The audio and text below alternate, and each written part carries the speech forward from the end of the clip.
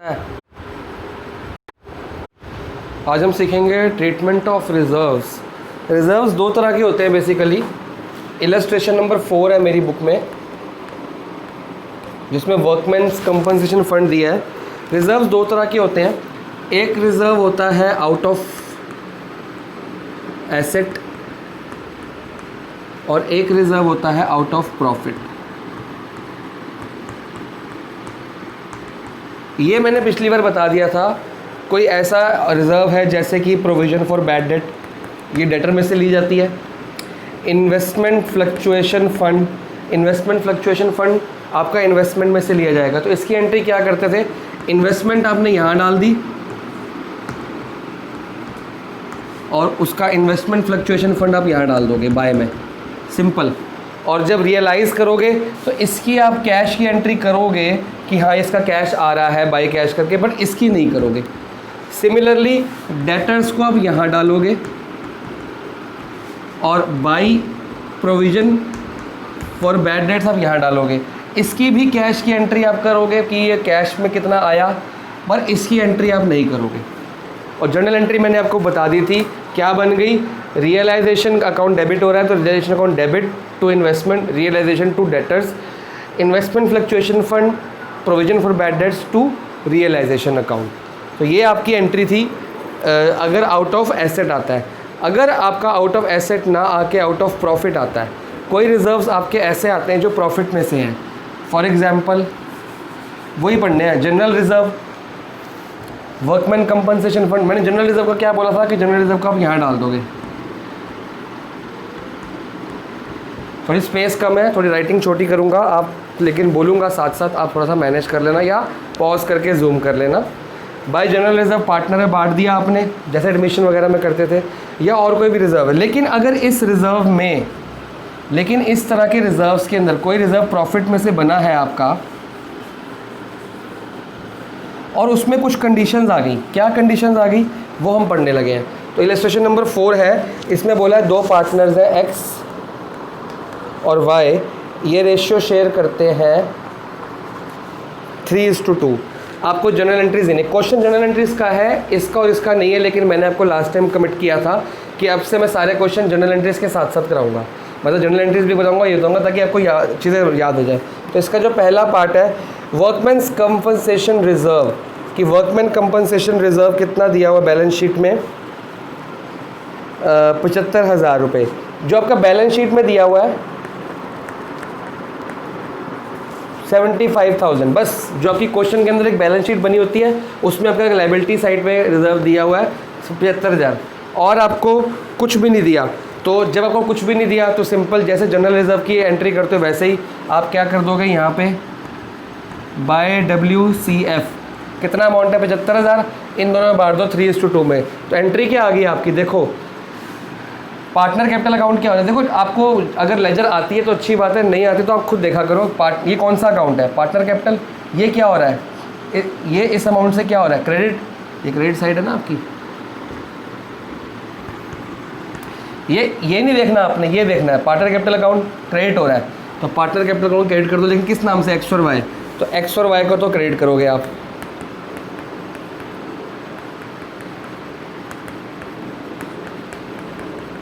क्योंकि ये क्रेडिट हो रहा है।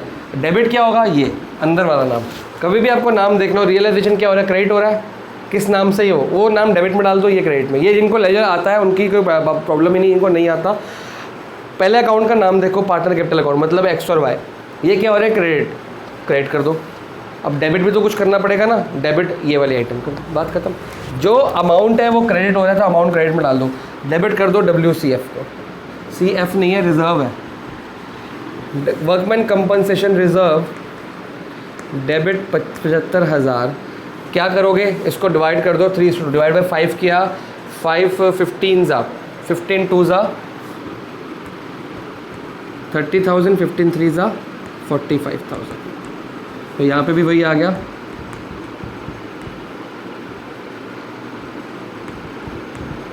$30,000। पहला एंट्री खत्म। अगर आपको बैलेंस शीट में कोई रिजर्व दिया है और कोई इन्फॉर्मेशन साथ में नहीं दी तो आपकी ये एंट्री हो गई। तो फटाफट से इसको नोट कर लो, क्योंकि मैं यहीं पे सारी मिटाता रहूँगा साथ साथ।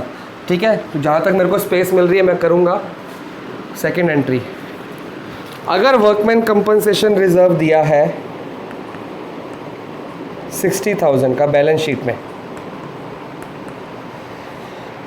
एंड वर्कमैन देखो रिजर्व क्या चीज़ होती है, रिजर्व या प्रोविजन एक वो चीज़ होती है जो हमारा आने वाला खर्चा है उसके लिए पैसा रिजर्व करके सेव करके साइड पे रख लिया, एक गुल्लक होती है हमारी। ठीक है, वर्कमैन कंपनसेशन रिजर्व 60,000 पड़ा था हमारे पास, ये इसलिए है कि कोई भी वर्कर का कोई खर्चा आ गया हॉस्पिटल का या एक्सीडेंट हो गया, चोट लग गई, उसको कंपनसेशन देना है हमने, वर्कमैन कंपनसेशन रिजर्व उसके लिए बना है। इन्वेस्टमेंट फ्लक्चुएशन फंड की इन्वेस्टमेंट कोई आपने की है, उसका अमाउंट मतलब म्यूचुअल फंड में या एफडी में इन्वेस्टमेंट की है, वो अमाउंट गिर गया तो उसको पूरा करने के लिए वो गुल्लक में से पैसा निकाल लोगे।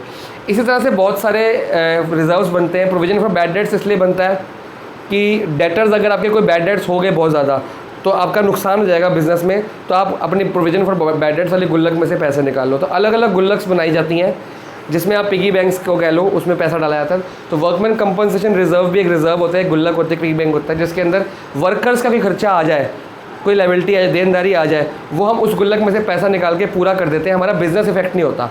ठीक है, अब मेरी जो पिगी बैंक है उसके अंदर कितना पैसा पड़ा है 60,000, और जो लायबिलिटी आई है कोई वर्कर्स का खर्चा आ गया है वो मेरा आ गया है 35,000। तो हम क्या करेंगे, इसमें तो कुछ नहीं था, खाली 75,000 की रिजर्व है, रिजर्व में डाल दिया, काम खत्म, बांट दिया पार्टनर्स को। क्योंकि कंपनी अब क्या हो रही है, बंद हो रही है, रिजर्व में जो पैसा पड़ा है अब वो कोई खर्चा आया, पहले देखो रिजर्व में कितना पैसा पड़ा है, इतना, कोई खर्चा है वर्कर का नहीं है, सारा बांट दो। अब यहाँ पे पैसा पड़ा है 60,000, लेकिन वर्कर का खर्चा भी आ गया, कितना खर्चा आ गया 35,000। तो पहले ये 35,000 रुपये वर्कर्स में बांटा जाएगा, बाकी जो बचेगा अमाउंट वो पार्टनर्स में दे दो।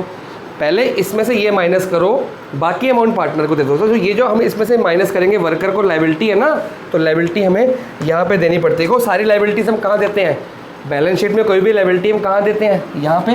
तो आप यहाँ पे लिखोगे अपना वर्कर्स कंपनसेशन रिजर्व,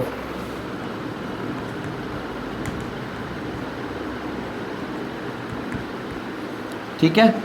35,000 तो ये वाली यहाँ डालोगे, तो एंट्री क्या करोगे आप, देखो यहाँ पे वही बात है, ये अमाउंट क्या हो रहा है क्रेडिट, रियलाइजेशन क्या हो रहा है क्रेडिट, तो रियलाइजेशन क्रेडिट कर दो 2,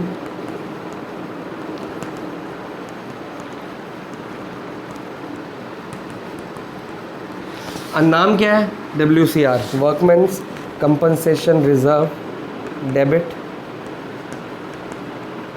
एक एंट्री होगी, बीइंग लिख देना, ठीक है। बुक में लिखा हुआ है कि जितनी लायबिलिटी है, being workmen's compensation reserve transfer to the liability, extent of liability. अच्छा, इसको थोड़ी देर के लिए मिटा देते हैं क्योंकि हम बी पार्ट कर रहे हैं। अब जब 60,000 का मेरा पिगी बैंक के अंदर पड़ा है, 35,000 लायबिलिटी है, अब ये लायबिलिटी यहाँ पे हमने दे दी।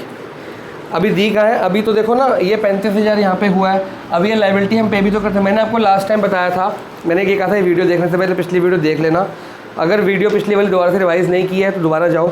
मैंने कहा था अगर जब सारे एसेट्स लिख लोगे, जब सारी लायबिलिटीज़ लिख लोगे और हर एसेट की पेमेंट आपने कर दी, कुछ ना कुछ, कोई एसेट बच गया जिसकी पेमेंट नहीं हुई है, उसको छोड़ दो, इग्नोर मारो, हम सोचेंगे कि एसेट ख़राब हो चुका है। लेकिन अगर कोई लायबिलिटी बच गई है जिसकी पेमेंट नहीं की तो वो करनी पड़ेगी। एसेट कोई बच गया, इग्नोर मारो, लायबिलिटी कोई बच गई जिसकी पेमेंट नहीं हुई है तो उसको पेमेंट करो पूरी की पूरी। इसकी भी पेमेंट की जाएगी टू कैश में या टू बैंक में, तो फिलहाल कैश लिख देते हैं। अब क्वेश्चन में देखो कुछ नहीं दिया, क्वेश्चन में कुछ नहीं दिया कि इसकी पेमेंट करनी है कि नहीं करनी। क्वेश्चन में दिया है इतना पिगी बैंक है, इतना खर्चा आ गया, तो पिगी बैंक में से खर्चा निकाल लो। पहले तो खर्चा लिखो, लायबिलिटी, उस खर्चे को दो भी तो सही। तो एंट्री आ गई ये वाली, तो क्या एंट्री आएगी, रियलाइजेशन अकाउंट इस अमाउंट से क्या हो रहा है, डेबिट साइड, तो डेबिट कर दो रियलाइजेशन अकाउंट को।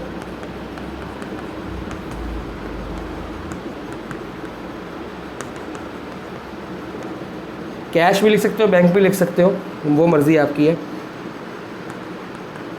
नो डाउट ये एंट्री रियलाइजेशन के अंदर भी बनेगी और बाद में कैश अकाउंट बनाना सिखाऊंगा, उसमें भी जाएगी, उसमें क्रेडिट होगी, ठीक है। तो दो एंट्री होगी आपकी सिर्फ इस अमाउंट की। अभी मैं इसी अमाउंट को चल रहा हूँ, लायबिलिटी रखी और लायबिलिटी है तो पे तो करनी पड़ेगी, तो कर दी।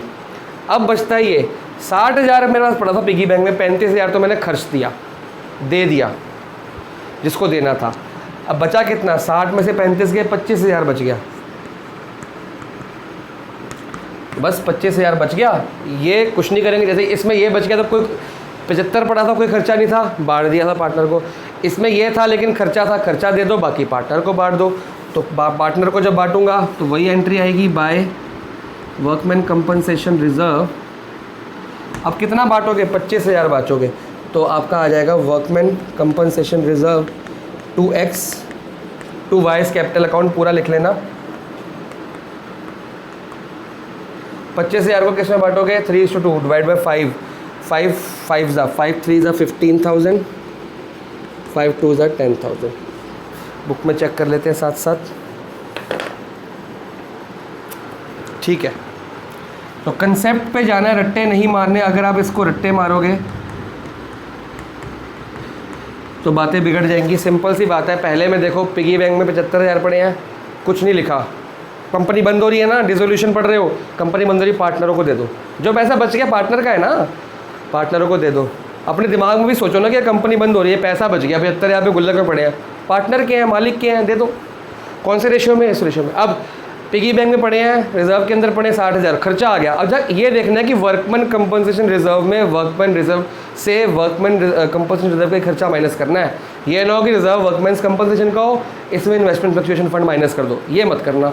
वर्कमैन वाले रिजर्व में से वर्कमैन हमने अलग अलग पिगी बैंक्स बनाए हैं। डेटर्स के लिए पीबीडी का बनाया है, इन्वेस्टमेंट के लिए आईएफएफ का बनाया है, वर्कर्स के लिए वर्कमैन कंपनसेशन रिजर्व बनाया है, और जनरल चीज़ों के लिए एक्स्ट्रा खर्चे, फालतू खर्चे आ रहे हैं, पेटी एक्सपेंसेस के लिए जनरल रिजर्व बनाया है। तो जैसा रिजर्व होगा वैसा ही बांटना है अपने।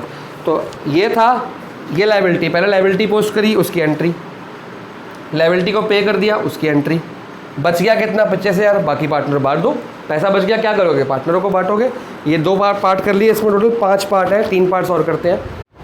अब ये थोड़ा सा टेढ़ा केस है। पहला केस क्या था? 75 पड़ा था, कोई खर्चा नहीं, पार्टनरों में बांट दिया। दूसरा केस 60 का खर्चा, 60 पड़ा था, 35 का खर्चा आया, 25 का खर्चा आया, नहीं 35 का खर्चा आया, 60 पड़ा था, 35 का खर्चा आया, 35 का खर्चा यहाँ पे डाल दिया, दे दिया, बाकी बांट, सिंपल। अब है 60 पड़ा है पिगी बैंक में, गुल्लक कह रही है 60,000 पड़ा है, खर्चा हो गया जो वर्करों को देना है, वर्कमैन कंपनसेशन रिजर्व पड़ा है 60,000, खर्चा आ गया 75। अब पैसे पड़े हैं इस रिजर्व पिगी बैंक में 60, और वर्कर्स मांग रहे हैं 75,000 कंपनसेशन के तौर पे, तो देने तो पड़ेंगे। तो सबसे पहले लायबिलिटी को अब देखना पड़ेगा कि करना कैसे है। इस क्वेश्चन को बहुत ध्यान से समझना। जो आपका रियलाइजेशन अकाउंट आएगा ना, उसमें ये वाला कम वाला अमाउंट आएगा। पहले क्या आया था? जो लायबिलिटी थी वो आ गई थी, अब लायबिलिटी नहीं आ सकती। अब आपका पैसा कितना पड़ा है? 60,000 बैलेंस। पिछली बार क्या आया था? ये याद करने वाला चीज़ है। पिछली बार क्या आया था? 35,000। जितना लायबिलिटी है उतने लिखी, उतनी पे कर दी। अब आप लायबिलिटी नहीं लिख सकते 75, आपको ये ही लिखना पड़ेगा, क्योंकि पैसा इतना पड़ा आपके पास। 60,000 पड़ा है मेरे पास रिजर्व में, क्योंकि बैलेंस देखो यहाँ पे क्या चीज़ चढ़ती है, बैलेंस शीट चढ़ती है। बैलेंस शीट में क्या एसेट्स है, क्या लायबिलिटीज़ है। उसमें एसेट्स में लिखा है, सॉरी उसमें लायबिलिटीज़ में लिखा है वर्कमैन कंपनसेशन रिजर्व 60,000, चढ़ा दिया। एडजस्टमेंट में लिखा है कि लायबिलिटी इतनी आई है। अब 60,000 पे ये है तो देना इतना, तो दे दो, 75 दे दो, क्या दिक्कत है। ये अकाउंट हम वही गोडाउन ही तो है, यहाँ पे सारे एसेट्स इकट्ठे कर रहे हैं, सारे लायबिलिटीज़ इकट्ठे कर रहे हैं। तो जो 15,000 है यहाँ पे एसेट भी तो इकट्ठा हुआ होगा, एसेट को पे भी किया होगा, क्या पता कुछ पैसा बच गया हो उसमें से पे हो गया होगा।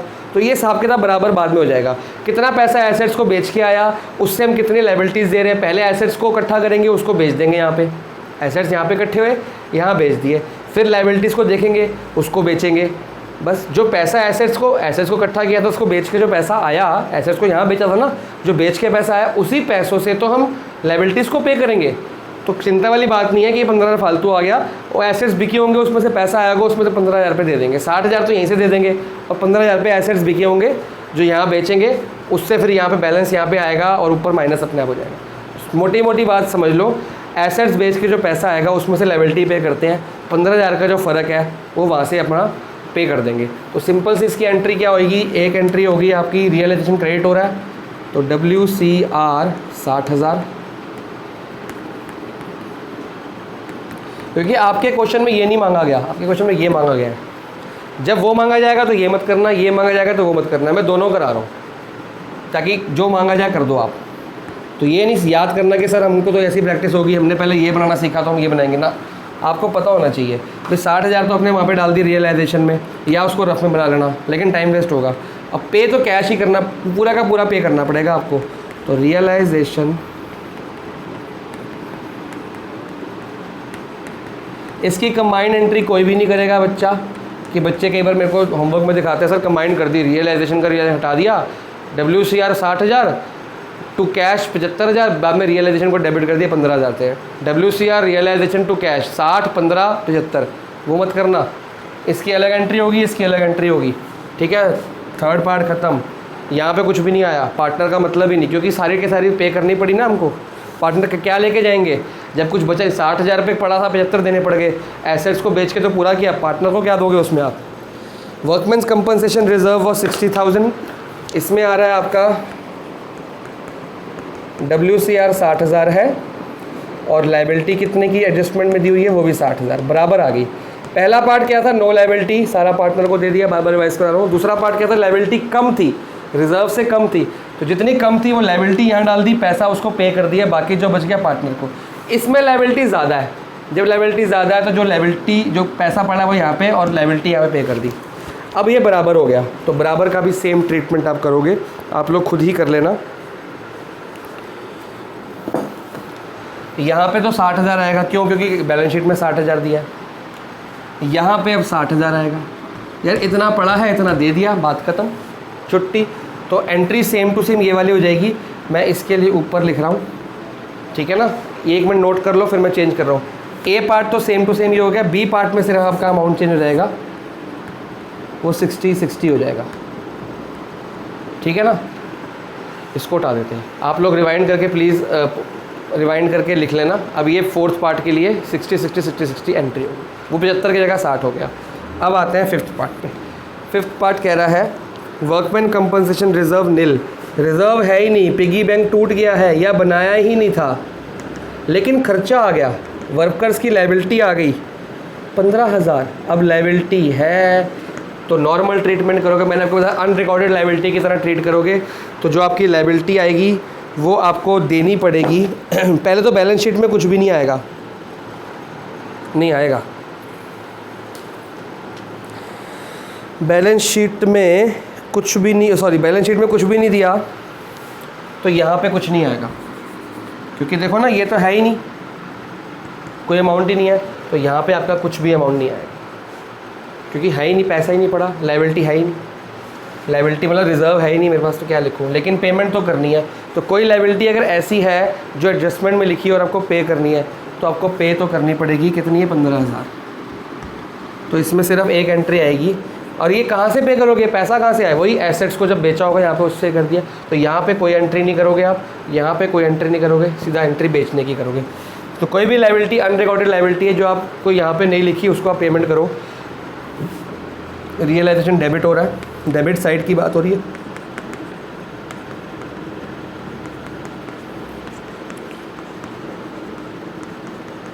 इसको बैंक भी लिख सकते हो, बार बार कह रहा हूँ, ये मत बोलना कि सर बुक में बैंक है, बैंक हो कैश हो एक ही बात है। अगर खास लिखा है तो वही पे करोगे, नहीं लिखा तो। ये आपका ट्रीटमेंट ऑफ रिजर्व्स था। बस एक ही चीज़ इस चैप्टर में रह गई थी, एक चीज़ और रह गई है, हाँ अभी एक चीज़ और रह गई है, वो है ट्रीटमेंट ऑफ रिजर्व्स के बाद ट्रीटमेंट ऑफ एक्सपेंसेस। जो रियलाइजेशन के एक्सपेंसेस और अलग अलग तरह के एक्सपेंसेस हैं वो रह गया, वो आपको चैप्टर के साथ साथ चलते चलते मैं बता दूंगा। अब आगे चलते हैं, इलस्ट्रेशन स्टार्ट करते हैं जर्नल एंट्रीज़ वाली। जर्नल एंट्रीज़ बुक में मांगी, लेकिन हम रियलाइजेशन पार्टनर कैपिटल साथ साथ चलाएंगे। अब ये एग्जाम्पल है, एग्जाम्पल में ना कुछ नॉर्मल जर्नल एंट्रीज़ दी हुई हैं, हम एक्स्ट्रा करेंगे थोड़ी सी। एग्जाम्पल नंबर 5 है मेरे बुक में। ए टुक, कह रहा है ए ने 50% स्टॉक ले लिया, डिस्काउंट पे 20%। ए ने स्टॉक लिया 50%, डिस्काउंट 20% पे, मतलब 50% आधा स्टॉक ले लिया, 20% स्टॉक डिस्काउंट पे। Remaining stock was sold at a profit of 30%। जो रिमेनिंग स्टॉक बच गया वो 30% उन कॉस्ट पे बेच दिया। तो बेसिकली पहले बुक वैल्यू देखते हैं कि बैलेंस शीट में कितना दिया हुआ है। बैलेंस शीट में स्टॉक दिया हुआ है 4 लाख। तो आपको पता है जो बैलेंस शीट में आपका दिया होगा स्टॉक, वो कहाँ, जब सारे एसेट्स आप यहाँ डाल रहे होगे तो ये भी डालोगे, तो यहाँ पे डलेगा टू स्टॉक, 4 लाख है। तो जब ये किया होगा तो आपकी एंट्री क्या होगी,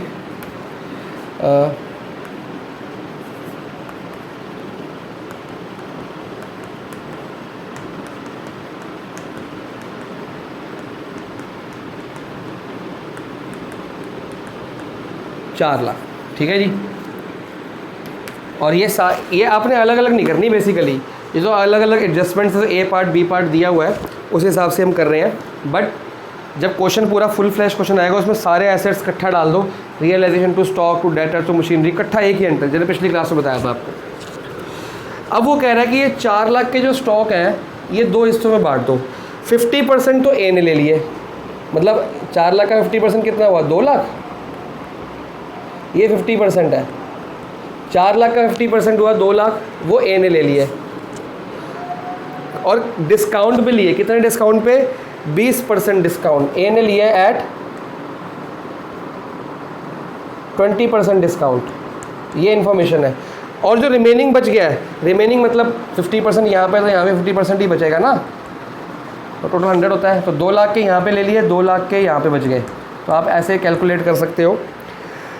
वो सोल्ड कर दिया at a profit of 30% on cost, इसको बेच दिए, मतलब कैश में बेच दिए 30% प्रॉफिट पे, इसको बेच दिया 30% प्रॉफिट पे और ये 20% डिस्काउंट पे, ठीक है। तो पहले इसके ऊपर आ जाओ। 2 लाख के गुड्स, 4 लाख का 50, वो कह रहे हैं 50% ऑफ गुड्स, तो 50% ऑफ इसका 2 लाख बन गया। 2 लाख की, तो ये आप बच्चे ना कन्फ्यूज है, सर हमने पढ़ा हमें समझ नहीं आया। पहले वो कह रहे हैं ए ने 50% गुड्स ले लिए, 20% डिस्काउंट दे दिया, बाकी जो बच गया वो 30%, इतनी सारी परसेंटेज आएगी, हम कन्फ्यूज़ हो गए। भाई इंग्लिश है, आप 12th क्लास में हो, सिंपल बात है। 4 लाख के गुड्स हैं, दिया हुआ है, पहले ए को पकड़ लो। 50% of goods were taken over by A at 20% discount. A ने 50% गुड लिए तो ले लिए 20% डिस्काउंट पे, बाकी जो बच गए 30% प्रॉफिट पे बेच दिए, बाकी जो बच गए ये रहे 30% प्रॉफिट बेच दिए, हो गया अलग अलग। तो इसमें सर की ज़रूरत नहीं है, थोड़ी सी 2 बार 3 बार 4 बार पढ़ो, तोड़ तोड़ के पढ़ा करो। आप लोग क्या करते हो, इकट्ठा पढ़ जाते हो, जो इकट्ठा पढ़ जाओगे तो कन्फ्यूज ही हो गए। तोड़ तोड़ के पढ़ो। पहले इसको पकड़ो, ए का अमाउंट निकालते हैं कि ए ने 2 लाख के गुड्स लिए कितने में। तो मैंने आपको पिछली क्लास में बताया था, जब भी कोई एसेट कैश में बिकता है या पार्टनर लेके जाता है, 2 ही बातें होती हैं। तो जब पार्टनर लेके जा रहा है तो यहाँ पे एंट्री आएगी बाई एस कैपिटल अकाउंट, और अमाउंट अभी निकाल के देख लेते हैं। जब 2 लाख के गुड्स हैं, कितने डिस्काउंट पे लिया उसने, 20% पे, तो माइनस कर दो 20% ऑफ 2 लाख।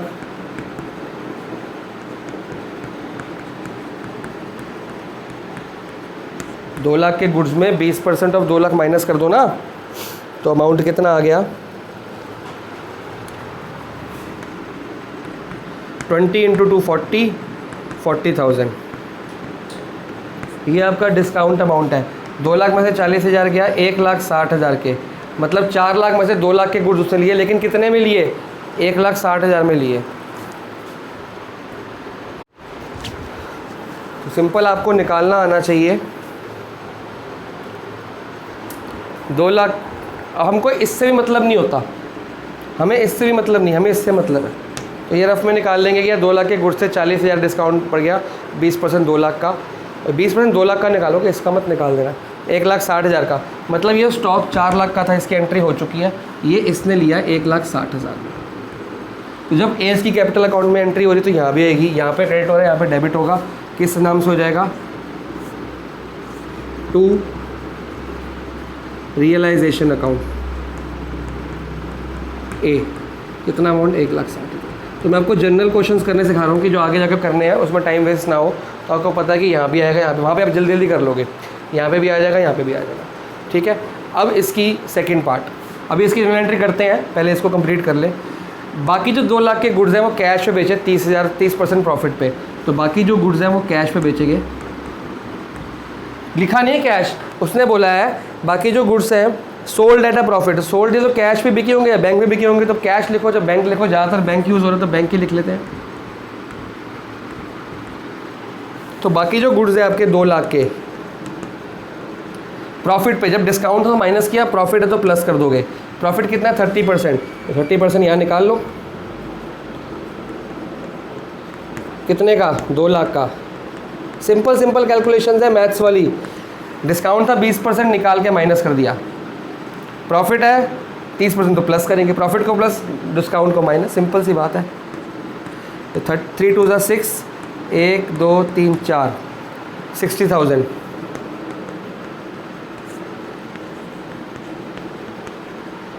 ये आपने बेच दिए 2,60,000 में, तो 2,60,000। I hope it is thoroughly visible to you. ठीक है, तो इस तरह से आपने क्वेश्चन अटैम्प्ट करने हैं।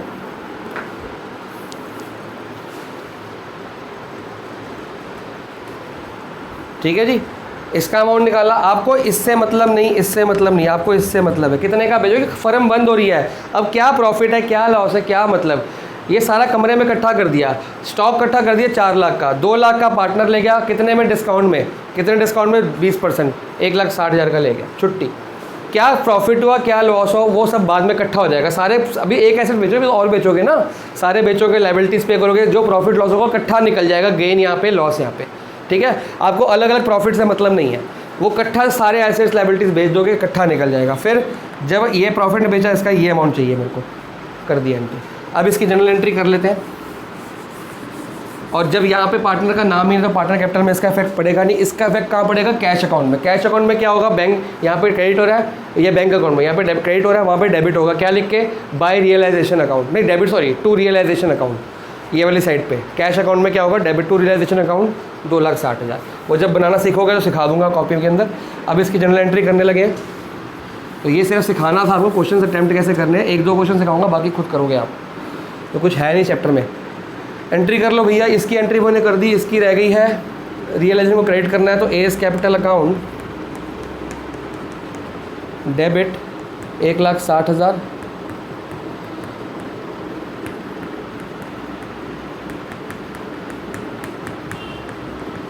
तो ये एंट्री दोनों इफेक्ट कर दिए। ये ए कैपिटल अकाउंट का भी हो गया, ए कैपिटल अकाउंट डेबिट हो रहा है ना, डेबिट हो रहा है तो डेबिट हो गया। तो रियलाइजेशन क्या हो रहा है? क्रेडिट हो रहा है, क्रेडिट हो गया। दोनों की एंट्री इकट्ठी होगी, और सेकंड इसके साथ ये वाली हो जाएगी बैंक वाली।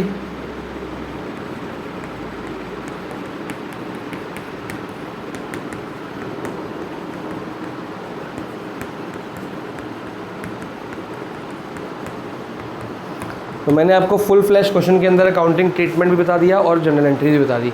अभी तो हमारी सिर्फ पहली जनरल एंट्री हुई है, अब करते हैं सेकंड वाली। सेकंड जनरल एंट्री में कह रहे हैं डेटर्स कितने के हैं? 2,64,000 के डेटर्स हैं। डाउटफुल डेट्स पीबीडी दिया है और 48 बुक डेट्स है। तो हमको पता है जो पहले डेटर्स हैं उसको वहाँ डाला जाएगा। देखो क्वेश्चन में क्या है, मैं लिख के दिखाता हूँ। डेटर्स दिए हुए हैं पीबीडी दी हुई है, पीबीडी कितनी दी हुई है? 24,000 की। और 40 प्रोविजन फॉर डाउटफुल डेट्स ये है 48,000 of the book debts proved bad. कि कोई बुक डेट्स दिए हुए हैं, उसमें से मतलब हमको अमाउंट नहीं पता कितना है, उसमें से 48,000 तो टोटल अमाउंट जो भी होगा बैड हो गए। ये इन्फॉर्मेशन हमको दी हुई है। तो देखते हैं इसको कैसे कंप्लीट किया जाएगा। हमें पता है, देखो हमको पता है, देखो प्रोविज़न दी थी 24,000 की, अभी मैंने पीछे किया भी है क्योंकि प्रोविज़न दी है 24,000 की, खर्चा क्या आ गया ज़्यादा, तो हम कौन सा लेंगे? इसको पे करना पड़ेगा। प्रोविज़न इतने की दी है और ये इतने का आ गया। और डेटर्स कितने के दिए हुए हैं? 2,64,000 के। तो उस हिसाब से इसकी एंट्री करेंगे। पहले जो क्वेश्चन में डेटर्स दिए होंगे तो यहाँ डालेंगे 2 डेटर्स,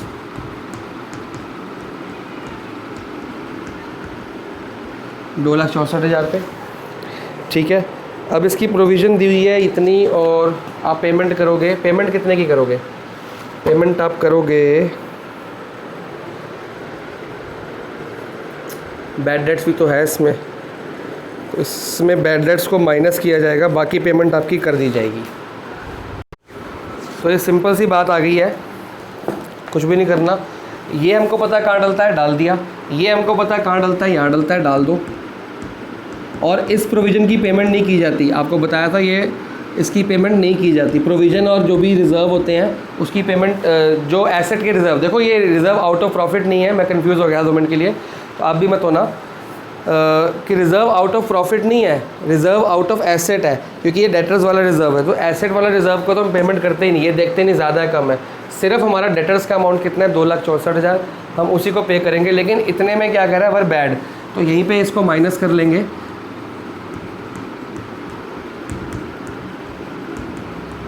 नहीं, यहाँ तो पूरा अमाउंट आएगा, यहाँ पे पूरा अमाउंट आएगा। और जब ये डेटर का पेमेंट कर रहे हैं बाय बैंक करके या बाय कैश करके, हम कितना पे कर रहे हैं 2,64,000 का हमारे पास पड़ा हुआ है बिल, सॉरी डेटर, और ये भी हमने कर दिया। अब वो कह रहा है 48,000 बैड हो गए, मतलब 48,000 लोगों ने पैसे नहीं दिए, तो बाकी जो बचे उनसे पैसे ले लो ना। तो कितना पैसा आया, 14 में से 8 गया 6, और 5 में से 4 गया 1, 2,16,000, तो 2,16,000 मेरे पास आ गया अमाउंट। ठीक है, हिंदी में समझ लो, डेटर्स बैलेंस शीट में दिए, चढ़ा दिए। प्रोविज़न एसेट वाली है ये, और प्रॉफिट वाली नहीं। जो पिछला केस की था वो चीज़ नहीं है इसमें कि आप बोलोगे सर इसमें कम है ज़्यादा है तो ये यहाँ पे क्यों नहीं पे किया। ये प्रोविज़न आउट ऑफ एसेट है, ये यहाँ पे हुई ख़त्म। 48,000 बैड डेट्स है, बैड डेट्स हमने माइनस कर दिए। इतने हमारे इतना पैसा लेना था, इतना पैसा मर गया, बाकी ले लो ना, छुट्टी। तो तीनों एंट्री कर लेना फटाफट से। रियलाइजेशन पहले डेबिट वाली कर लेते हैं, account debit to debtors account. और ये आपको मैं बता रहा हूँ, आपको अकाउंट बना के नहीं शो करना, जब पूरा क्वेश्चन करोगे आपको आ जाएगी करनी। ठीक है, सेकेंड एंट्री कर लोगे उस साइड वाली, PBD debit to realisation account.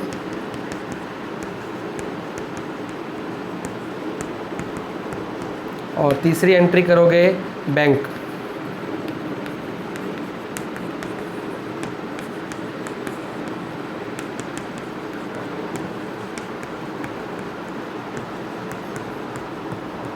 ठीक है जी, 1 2 3 एंट्री होगी, 1 2 3, नीचे का काम ही नहीं।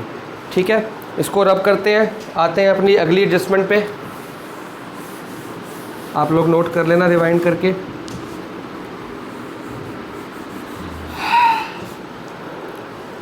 लिख के हार मर जाऊंगा, मेरे को लग रहा है मैं तो। बिल्डिंग बुक वैल्यू 5 लाख दी हुई है, sold for 8 lakh through a broker who charge 2% commission. तो बिल्डिंग जो बुक में दी है, मतलब बैलेंस शीट में दी है, पहले तो वो चढ़ा दो आप। जिनको क्वेश्चन मिल गया है ठीक है, वरना मेरे को बता देना कि सर हमारी बुक में नहीं है, तो मैं क्वेश्चन की पिक्चर सेंड कर दूंगा। बिल्डिंग कितना है 5 लाख। बुक वैल्यू जो होती है वो यहाँ लिखनी होती है, आपको पता है। बैलेंस शीट का सारे एसेट्स यहाँ चढ़ाने हैं।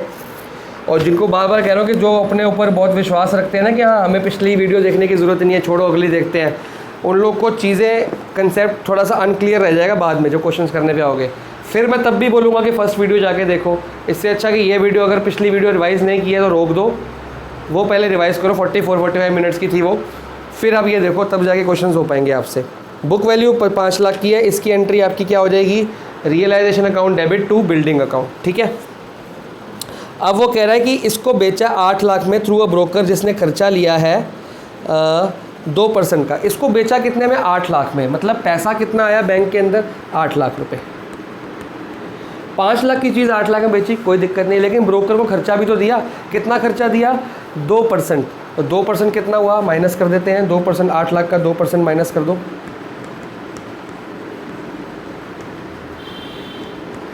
8 2 जा 16, तो 1,16,000 हो गया, सॉरी 1,60,000 नहीं, 16,000 माइनस करेंगे 7,84,000।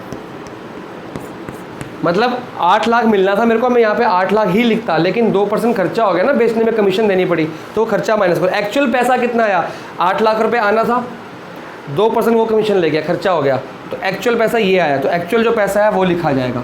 और अगर ये कंडीशन ना लिखी होती, कमीशन दी है, कुछ दिया है, तो आप सीधा यहाँ पे क्या लिखते हैं, 8 लाख लिखते हैं।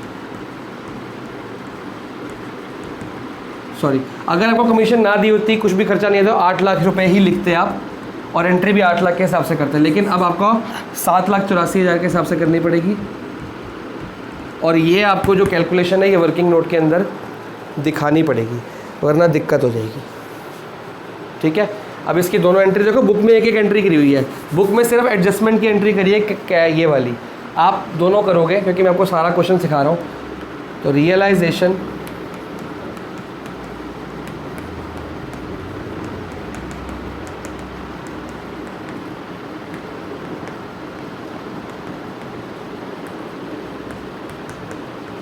5 लाख तो ये हो गया, और बैंक को 2,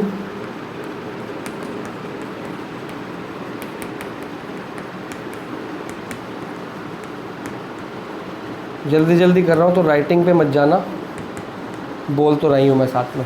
एक एंट्री इसकी कर दी, एक एंट्री इसकी कर दी।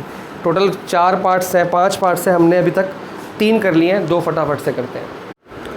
अब एक मशीनरी है, 4th पार्ट में कह रहा है एक मशीनरी की बुक वैल्यू, तो मशीनरी यहाँ चढ़ा दो आप। मशीनरी कितने की है जी? 6 लाख की।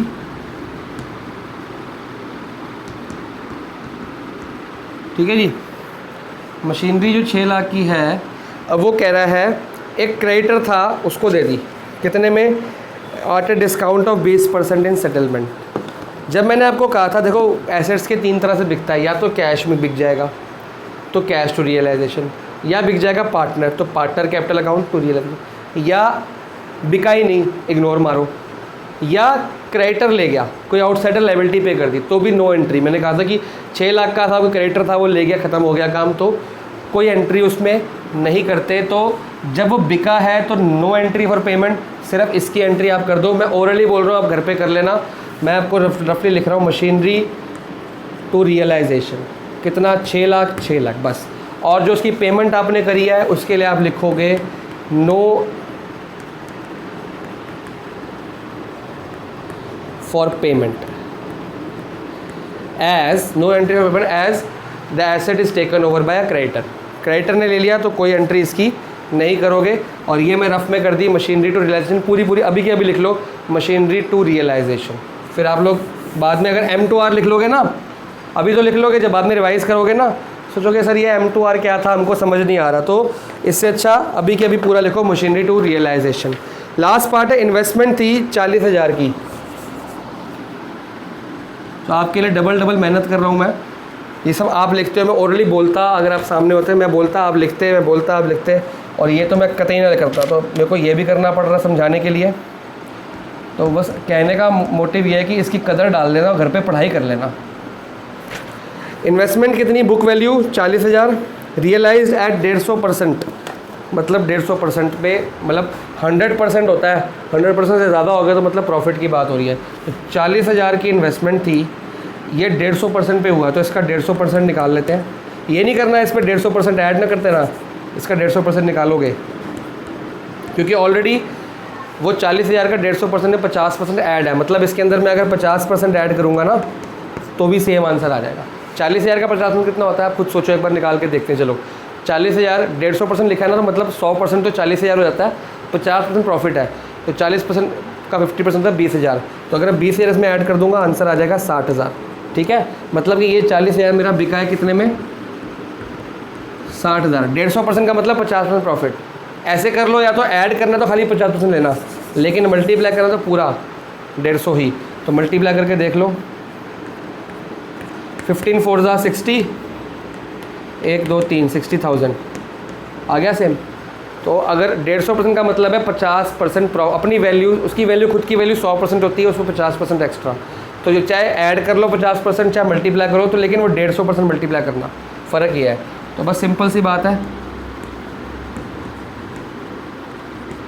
हमें प्रॉफिट से मतलब नहीं, प्रॉफिट तो यहाँ पे अपने आप ही कैलकुलेट करके 20,000 पे आ ही जाएगा बाद में, लेकिन हमें इसको एंट्री करनी है। तो पहली एंट्री आप करोगे इन्वेस्टमेंट टू रियलाइजेशन, 40,000 डाल दो, पूरा कर लेना, और उसकी हो जाएगी बैंक